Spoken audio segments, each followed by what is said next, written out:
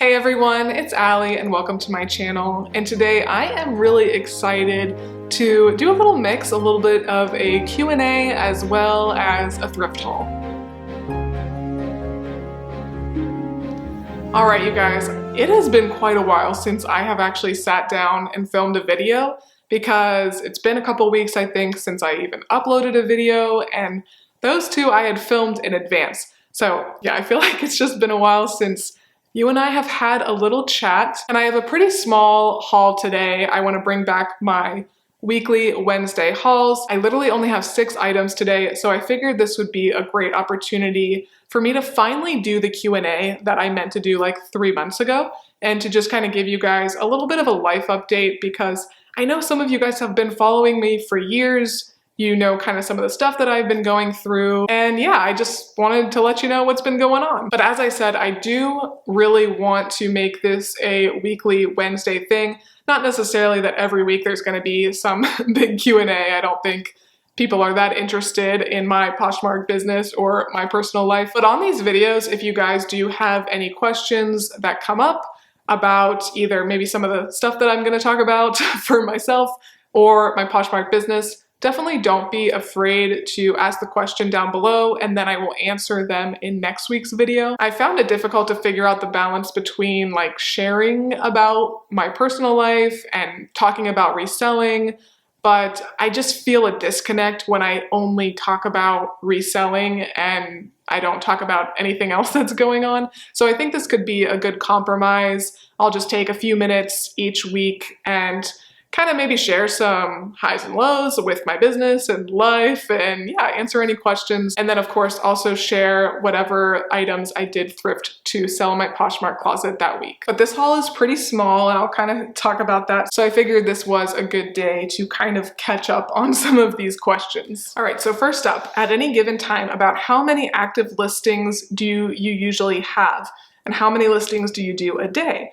Also, do you ever plan on showing how you store your inventory until it's sold? So right now, I believe I have right around 1,200 active listings, and you know, that is a lot for how much space I have. I'm definitely bursting at the seams, and I really need to kind of go through a lot of things that have been sitting for a long time and take them to Plato's, Clothes Mentor, Style Encore, or just go ahead and send them into ThredUp or donate them, because I do want to use my space for better listings, basically. So yeah, about 1,200, and that is pushing it. How many listings do you do a day?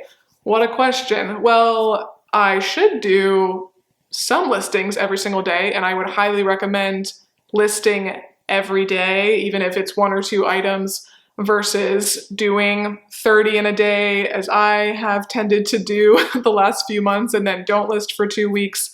I have had some things going on, which we'll talk about soon, that have definitely affected my Poshmark business this fall season, I would say, and really just this past year in general. But ideally, I would say figure out how many listings you can do in about a week, and then just divide that and do some every single day. So whether that's just listing 1 thing a day or 2 things a day, or I know a lot of people who do this full time, they will list like 10 things a day, but it seems like the algorithm does like that attention every single day. Or say you only have like 4 or 5 things to list a week if you're doing this quite part-time, or if you have like more high-end items and you have a smaller Poshmark closet, you might just have much less to list. I would try to like list 1 thing a day, then relist something the next day. Just try to either list or relist every day if you want to do things in the best way, but I absolutely need to follow my own advice on that one. And then about showing the inventory, I have shown this in the past. I am going to be doing another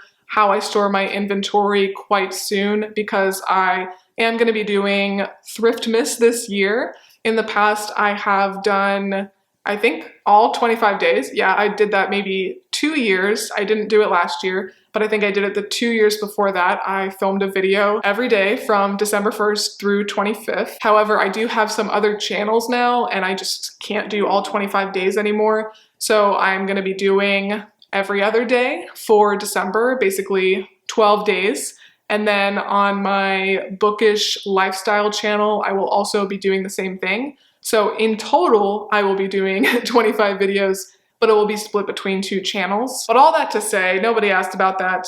one of those videos for my Thriftmas is going to be how I store my inventory. Another question is, do you know what brands are picky about resellers using their stock photos? Have you ever had a listing removed because of a stock photo? Yes, but very rarely. And you guys, I am a rule follower kind of person, and I know technically the rule is that you are not supposed to use stock photos on Poshmark or probably any other selling platform. Poshmark is the only one that I am on myself. However, literally everybody uses stock photos and most brands do not care. The only one that has removed a listing in my experience is And Other Stories. That brand is not one that I hardly ever find. I think I've only had it 2 or 3 times, and I think 2 times the listing was removed. And when I got those notifications that the listing was removed, Poshmark did say, you know, like, watch out, like, we'll delete your account if you keep doing this. So I'm not quite sure how many strikes you get before Poshmark were to delete your account for something like that. But I have a wide range of brands in my closet. I try to use stock photos as much as possible, honestly, because it's just the best way to show an item. And as far as I know, And Other Stories is the only one that got mad about it. But also I see that other people did comment. Christy said that White House Black Market goes after small sellers and they own Chico's also. So that's interesting because I do have White House Black Market and Chico's in my closet, but I don't think I've ever used a stock photo for White House Black Market just because it's usually an older piece. Chico's, I will use stock photos. I've never had an issue, but it's interesting that they said that they only go after smaller sellers. And then Amanda said, I've had Vineyard Vines and Beyond Yoga removed. Vineyard Vines, I don't think I've ever had anything removed from Vineyard Vines. It's not something I sell a lot. And Beyond Yoga, I also don't believe I've ever had a stock photo for. And then Amanda actually said she did get a Lululemon removed, but I have absolutely had a lot of Lululemon stock photos and never had those removed. So that might be a little bit newer because I haven't been selling as much Lulu recently. And then Amanda did say that another reseller said that he had a Lululemon taken down. So Lulu is probably cracking down a little bit. So we've learned And Other Stories, Vineyard Vines, Beyond Yoga, maybe White House Black Market, maybe Chico's, and then Lululemon. Those might be the ones that you want to watch out for. And then if you're watching this and you have other ones that you've experienced, definitely chime in down below just so we can help each other out. Christina said, please tell us about your adorable doggies. Okay, yes, I love to talk about my dogs. They are a pain sometimes, but they make my life complete. My husband Ryan and I don't have any children, which I'll talk more about in a second. And I feel like because we both work from home, it's just so nice to have the dogs around. I really, really do like having 2, even though it's double trouble, absolutely. So Ryan and I have been married for 5.5 years, and we didn't live together until we got married, but Ryan lived in the apartment that we would eventually move into together January of 2018, and then we got married in April. And when he got that apartment, he said, I really want to get a dog. I really want to get a puppy. And I said, you can't get one until I move in because then the dog will love you more. Looking back, I should have allowed him to get the puppy because then by the time we got married and I moved in, the puppy would have been pretty much trained already and I would have missed that part. But no, the compromise was we could get a dog as soon as we got married. So we got married on April 28th of 2018. We went on our honeymoon for a week, and the day we got back, we went to the pound and we picked up little Gibby, and he was very cute, very shy, very bashful, big eyes, just this adorable little brown mutt. And he was so good for like a day and a half, and then Ryan says he realized that we weren't going to eat him, so then he unleashed his true colors. And he was a difficult puppy. He would run and pee, so there would be pee everywhere, all over the carpet in our apartment, and we were on the 2nd floor, so it was a big pain to take him down the stairs all the time and take him out in the public area, clean up his poop. He had worms, which is very common when you get a dog from the pound. And he's a very anxious dog. I think he and his litter mates were abandoned under a deck or something. So he had a very traumatic early childhood experience, unfortunately, and he is a very anxious dog. So we did decide when Gibby was 2 years old, Ryan and I were both still out of the house a lot at the time, and this was right before COVID. We did decide to get another dog. I really wanted to get an Airedale Terrier because that's what I had growing up, and that was also the dog that my grandparents always had throughout their lives. They had a few different Airedales. So we did get Bernard from a local breeder, and he was very sweet, you know, no anxiety issues or anything like that. He is actually an Oorang Airedale. They are bred to be a little bit bigger than even the typical Airedale. So I think he's about 85 pounds. He could stand to lose a little bit of weight at this current time, but yeah, he's a pretty big dog. And then Gibby is about 35 pounds, but he's pretty tall. So Bernard is significantly bigger than Gibby, but Gibby's not like a real tiny dog, I would say. And once we did get Bernard, Gibby got a lot less anxious. It's really nice because now when we leave the house, we still can't have them out in our open house because it is quite open, but we'll put them in the bedroom and they're completely fine. And I think they're just a lot happier to have each other. Bernard never was without another dog, and he's also a total COVID dog because, yeah, I think we had him for a month when COVID hit and lockdown hit. So he unfortunately does have a little bit of separation anxiety, not too bad. But yeah, because we had them all through COVID, now Ryan and I both work from home. We can't leave them alone for too long. But they both definitely have big personalities, both have strengths and weaknesses. Absolutely, but they do make our lives very complete and we love them very much. Your top favorite finds that you've ever sold or kept for yourself? Ooh, that's really tough actually. I feel like I have a terrible memory and I'll even get like real excited about stuff and then I like kind of forget about it, especially stuff that I've sold. But I will just say in general that I really like to find super cool, unique pieces. I would love to be like a big vintage seller actually, but I just haven't had great luck selling vintage. But in the future, as maybe other things in my life pick up and I have to spend less time reselling, I could see myself kind of going down more into that niche, the vintage niche. And I think for that, you do need to spend some time like styling the items, modeling them, and that's not something that I have really spent time doing in the past, so that's something that I can personally work on. I do just get a lot of joy about finding one-of-a-kind pieces and then sending them off to somebody who really loves them. And then I feel the same for myself. I really love to find like high-end brands that I enjoy. Like for example, and you will see it in one of my upcoming videos where I talk about what sold quickly from my big ThredUp 200-pound rescue box. Spoiler, one of the things that I kept for myself is something that I literally almost bought off of ThredUp for like $200. It is a C New York dress, very expensive brand, and wouldn't you know it, it ended up in my 200-pound box from ThredUp. So I get so much excitement from finding really cool pieces in those ThredUp bulk boxes, or just when I'm out thrifting, pieces that I know I would have had to pay a lot for, or maybe they are very unique vintage. But I might do a whole video on that, like in the dead of winter when I'm like looking for ideas of stuff to do. I probably will do a whole video of favorites, so thank you for that idea. So what are some YouTubers that you enjoy watching, both reselling and maybe a few interest non-reselling channels? So I am kind of weird. I go through my phases for sure of types of videos that I like to watch.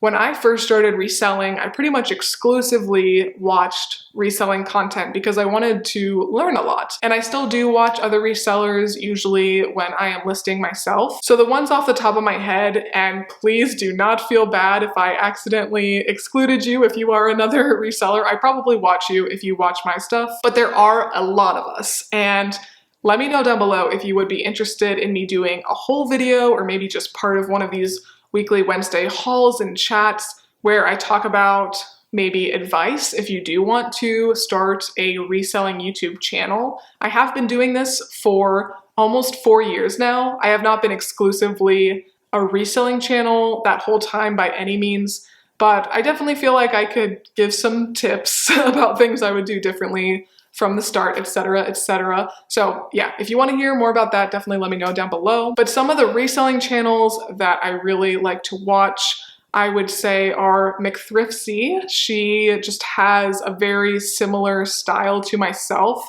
So the types of things that she picks up are also similar to the types of things that I would love to pick up. She gets some really cool brands that I'm able to learn about and also add to my bucket list. And I think the cool thing about reselling YouTube is that everybody does do it quite differently. She pretty much only, as far as I know, will do like haul videos, which are usually from the Goodwill outlet or bins. And then she will also do what sold videos. She has, I think, the best what sold setup, like ship with me setup that I have seen. Of course, I don't watch everybody that does reselling content, but if you like to watch ship with me's especially, and you want to hear about like what is selling for a good price, I think she's doing quite well for herself in that way. I would highly recommend watching Mackenzie, is what her name is, from McThrifty. Jack Valentine, Jack and his partner Ryan, I think husband now, I think they got married. They are also super, super knowledgeable. They are who I will go watch if I want to know like what trends are coming up. They also just are super knowledgeable about brands in general. And that is not something that I really enjoy doing. I don't really enjoy researching trends and stuff like that. So I definitely rely on them a lot for that kind of information. And I am constantly learning new brands from them to be on the lookout for. Heidi, I do enjoy watching Heidi. Restyling Secrets, I believe, is her channel name. Amanda Pruitt, I really like her stuff. She does a lot of ThredUp hauls, and you know me, I love ThredUp, and I like watching other ThredUp unboxings. And if I am trying out a new ThredUp box or maybe another box from another wholesale company, a lot of times I will just, type into YouTube the name of what I'm looking for. I'm looking for reviews. And so I will watch, like random resellers when I am looking for a very specific video. So Amanda is great for that because I think she's tried out pretty much every ThredUp box. If you only like to watch unboxings, Amber Dawn, Diva on a Dime, I believe, she pretty much exclusively does unboxings. She does a lot from ThredUp, from Help See, and I know some other ones. She definitely has a wide range of places that she does buy from. And then non-reselling channels, I love all the super cozy cottagecore kind of content. I like Isabel Page, I love Darling Desi, Morgan Long. If you're looking for somebody local, my friend Cassie lives in Ohio and she vlogs her life. And then I also do like to watch like travel kind of channels. I love home channels, mostly like interesting home decor or tiny home tours, things like that. I really enjoy that. That's kind of like my lunchtime break, is I'll watch like a house tour. But if you like travel videos, I would highly recommend Kara and Nate. They are a couple that make really, really high quality travel videos, and they also are like constantly doing super cool adventures. So I do like them. Yeah, I do watch a lot of YouTube. I don't really watch much TV. I kind of like binge a season of something and then I'm like good for 6 months and I pretty much only watch YouTube in the middle. But that is a huge reason why I do love YouTube, is you can watch a quick 10-minute video and it's not like taking over your entire life as TV series tend to do to me. But okay, I am talking way more for these questions than I thought. I thought this was just gonna be a quick little video. I think there are some more that I didn't get to, so I will do that next week,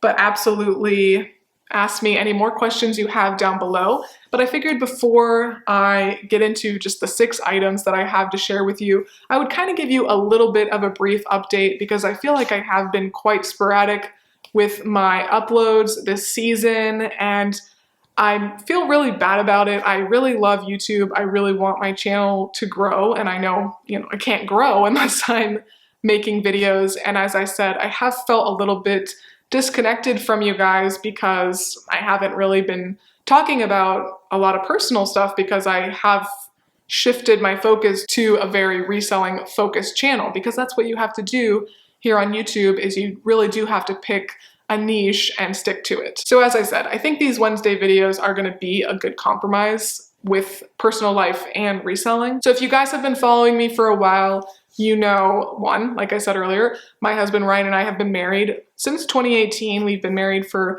5.5 years now, and I can't say that we've been trying for kids that entire time, but we were open to children the entire time.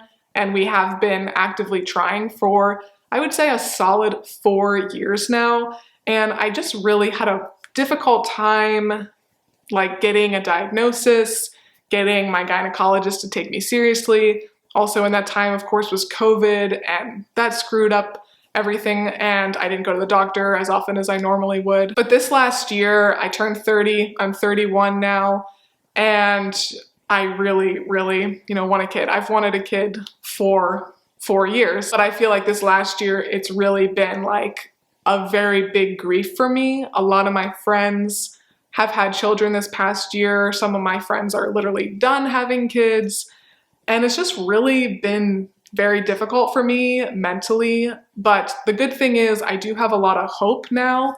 I did get a better gynecologist, someone who is taking me a little bit more seriously, who does have more specialty, I would say, in fertility issues. Along with that woman, I did get paired up with a nurse practitioner who specializes in gut health as well as balancing hormones, and she has been a true godsend. And it's kind of funny because she's a pretty stoic person, I would say, and every time I meet with her, I'm like, thank you so much, you're amazing, like you're changing my life, all this stuff, and she's just kind of like, okay.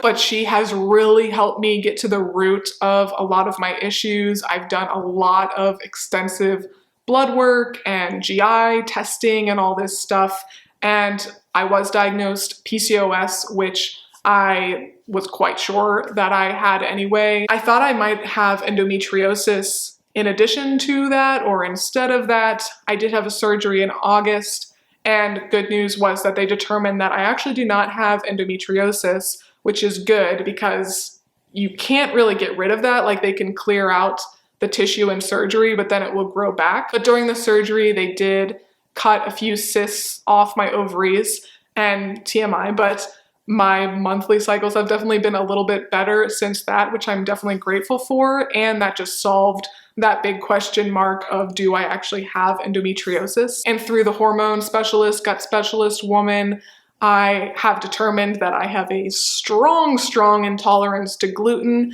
And something that I didn't really realize, I guess, or think about was when your gut is so out of balance, like that affects your fertility. So I have been gluten-free now. I'm trying to be pretty much dairy and refined sugar-free. Pretty much starting in the new year, I'm gonna be very, very strict about that. I just really wanna be my healthiest self. I just really wanna be as healthy as I can possibly be, put my body in the best place possible to be able to get pregnant. So that was a huge relief that I finally figured out some of that stuff. I also figured out that I literally wasn't even ovulating, so I couldn't even get pregnant. And so between that woman and then kind of relaying that information to my new gynecologist, after my surgery in August, I started a medication called Femara, and now I'm on my 3rd month of that. And the gynecologist pretty much said, like, this is not your last shot to get pregnant, but this is your best bet. Although I have heard from other people that, like, almost as soon as they get off the medication, because you only do it for 6 months, then they get pregnant, like, that next month. So I am hopeful that I will have some good news to share soon, hopefully within the next year. And I ask that you keep me in your prayers because it is something that Ryan and I really, really want to have happen. But if we do not get pregnant by the end of next year, by the end of 2024, that is the hard date that we will then start an adoption process. So I'm not gonna lie, like, I am someone that does struggle a lot with anxiety, not really so much depression. Sometimes that can be a side to anxiety depending on what's going on. And the same is flip-flopped for people who struggle with clinical depression. A lot of times anxiety can come with that. And I just think this last year, it's been a really challenging year for me, just with everything fertility-wise and the not fun physical side effects that people don't really talk about that do come a lot of times with infertility, with PCOS. You know, I just don't feel good a lot of days. I just feel not bad enough to like lay in bed all day, but I just don't feel good a lot. And that, I think, has really affected my mental health, especially over this last year. And I think I'm just so tired at this point of dealing with everything. I just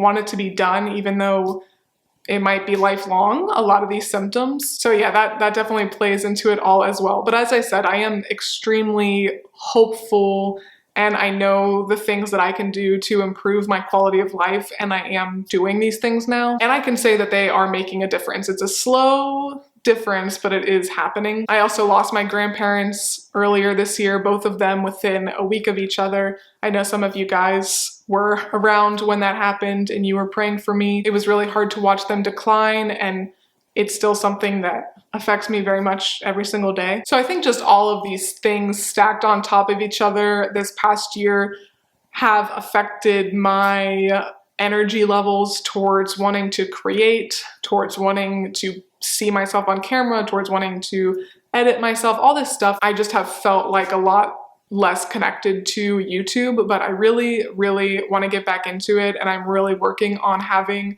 a better daily routine. And I probably will share more of that in the future, like work with me during the day, a day in my life, how I'm trying to balance everything. So if you guys are interested in that, definitely let me know down below, because if you ask for it, I'm gonna be much more willing to actually make the video. But then on top of all that, actually, the medication that I'm on, at first I didn't think it was really affecting me that much, because I had heard from another friend who was on basically the same medication that she was like getting really angry off of it. And I definitely don't experience that, but I'm not an angry person in life. I am much more of like a sad, emotional, like that's kind of where my emotions can go. And so I have felt a little bit more like that, as well as just like very, very tired and almost like apathetic about things that I do care about. I do very much care about. Like, for example, it's been a couple weeks since I uploaded a video, and in the past I would have been like, oh my gosh, like I need to get a video done. I really want to film. I really want to edit. And this past week I've just kind of been like, yeah, I haven't uploaded, like it is what it is. And I know that's the medication talking, that's not me talking. But hopefully I will not have to be on it for more than a couple more months because of good reasons, because of pregnancy. But worst case scenario, I will only be on it for 6 months total. So that's kind of good to know that even though I know it is affecting me mentally, it's not going to be forever. But anyway, I just wanted to share all these things because I, one, know that you guys have been praying about me, and I've alluded to things in the past, and I don't want to ever be like mysterious. That's not who I am. I'm not like an uber private person, I don't think, if you just ask me stuff. But I also know statistically somebody watching this video has gone through or is currently struggling with infertility and or PCOS, and you know how crappy it can be and how hard it can be to not only maybe see your friends get pregnant and have kids, but also just the physical side effects are not very fun either. But know that I'm praying for you guys, and I hope that you will keep me in your prayers as well. But all right, that was a little bit of a downer, but do know I am very excited about the future, and I am very excited that worst case scenario, we will adopt a child. And maybe even if we do have a biological child, we will adopt anyway, because that is something that is on my heart. I would love to provide a child with a home if I'm able to. But if any questions have arisen from the stuff that I've talked about, just go ahead and leave them down below and I will answer them next week. But now let's get to our weekly haul. Hopefully this isn't too weird of a transition. I think this week I just had a lot to catch you guys up on. But yeah, one of the reasons kind of going along with all that I only have 6 items to share is because I went into my favorite thrift store this week. It was actually the first time that I've gone thrifting in 5 weeks or so. I just really haven't gone thrifting because I still have a huge death pile because I haven't been listing things because I have no energy. It's just like this big cycle. So I go in there and I see this guy, God bless him, he had a good day. He had his cart stacked. Oh my gosh, it was so high. He had so many clothing items. And you know that feeling when you see somebody else who's clearly a reseller, and there was another woman too who she was quite clearly a reseller, and you're just like, well, they got all the good stuff. And I feel like that just kind of takes the excitement out for you. Like I still did get things and there were more things that I could have gotten. I wasn't there for more than like an hour. But yeah, it definitely bummed me out a little bit. And I thought, oh, I should have got here right when the store opened. But I pretty much only went through the coat section and then like some of the sweaters. But yeah, a lot of the stuff was just too expensive, I thought, to resell. But I am really excited about these 6 things that I did get. So first up is this really, really pretty vintage coat.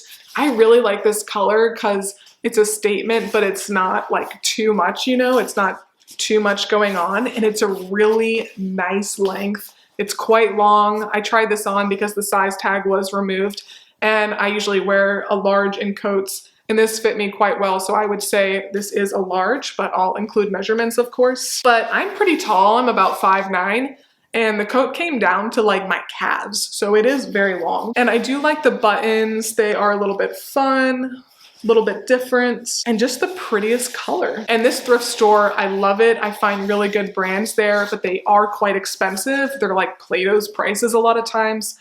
But vintage, I found they do price pretty well, and especially if a size tag is missing, they will not mark something up too high at all. It's a treasure hunt, but I think with the low energy, it's just difficult to do a treasure hunt in a really big thrift store when you're tired all the time. Also, I forgot to say, but for these 6 items, I did pay $43, which is more than I would like. I think that average cost of goods equals out to about $7. But I did get mostly coats, so I think it's gonna end up being worth it. Here is a real cute sweater, the only one that I did get. This one is from Joseph Ribkoff. It's a size small, and it's just really fun. I would not have picked up like a plain sweater from this brand, but I do love things that pop on my Poshmark page. That's absolutely something I've learned over the years, that good quality neutrals will sell. I really love to pick up just solid color cashmere sweaters especially, but if I'm just trying to sell like a normal sweater, it's nice when they pop on the page a little bit and they have a little bit more going for them. So I think this is a really good unique piece that hopefully I can sell for at least like $35 to $40. I've been having a lot of sales in my closet lately because I haven't been listing,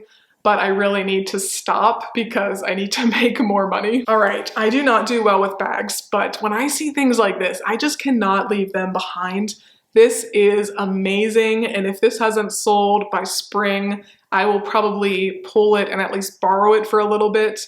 This is actually handmade. It says that it was handmade by Marilyn Copeland, and it feels really high quality. It's like a really thick, like quilted little bag. I love this like little wooden detail here. The inside looks great. You can see that little patch where it says who it was made by. And it's actually a really good size. Like this would be a really, really cute statement bag. This one I was thrilled to find because I got it for only $5. Again, because one, I don't think they randomly care about this brand, even though I do like to sell it, and it didn't have the size tag. So this is ModCloth, and I love this coat. I think it is so fun. The buttons are a little asymmetrical. It has this kind of like real flattering peplum cut. This is just like a perfect coat. I would have absolutely kept this if it was my size, but I did try it on and it was a bit big on me for sure. So I would say easily an extra large, if not even maybe like a 1X, probably like a 14 or so, depending on how you're built. This would fit quite well. So we'll have to look at the measurements and then compare them to ModCloth's site, but definitely like XL, maybe even 2XL. So I love that. XL is for sure my favorite size to pick up. And here we are, we only have a couple more already. Once again, something that I could not find the size, but I did try it on and it was too small for me. So I would probably say a medium, maybe even a small. But this brand I was not familiar with, and it definitely seems to be maybe not a complete bolo for everything, but you can still expect to get a pretty good amount for it, especially for solid pieces like this. But this brand is Ix, it's IKKS, and it's an expensive brand. This probably retailed for $300+. It's in great condition, aside from me just not being able to find the size, another really great length for the winter. So I need to do a little bit more research, but I'm hoping that I could list this maybe for $75 or so and sell it for probably around $50. And then last but certainly not least, we have a wool coat from this brand Donnybrook. It's a size 12. This is a high quality brand. I don't know if they still make stuff. I feel like everything I found from them is vintage, but this one might be a little bit more modern. And I think I've sold a coat from them for like $75 to $100 in the past. So this is another one that I'll probably list for $75. because it is a good brand, it's good materials, it's wool, and it is really, really cute. And it's a good size. So maybe even 100 is what I'll list it for, and then of course accept offers. So yeah, even though that cost of goods is higher than I would have liked to spend a little bit more time there and find some hidden gem sweaters or other items for a lower price that would have brought down my cost of goods. That's what I usually do. I just, didn't have the energy for that on this particular day. So that's what I ended up with, but overall I am really happy about those pieces. But hopefully you like this little weekly Wednesday thrift haul and Q&A setup. And as I said earlier, don't hesitate to ask me any questions you have down below, and do let me know if you want to know more about starting a YouTube reselling channel and or days in the life of doing YouTube, selling, doing nonprofit work, kind of like how I incorporate everything that I do into my week. If you want to know more about that, if you want to see that in vlog style, do let me know. But if you like this video, please make sure to give me a big thumbs up and subscribe. It really does help my channel out a lot. But thanks again for watching, and I will see you next time. Bye.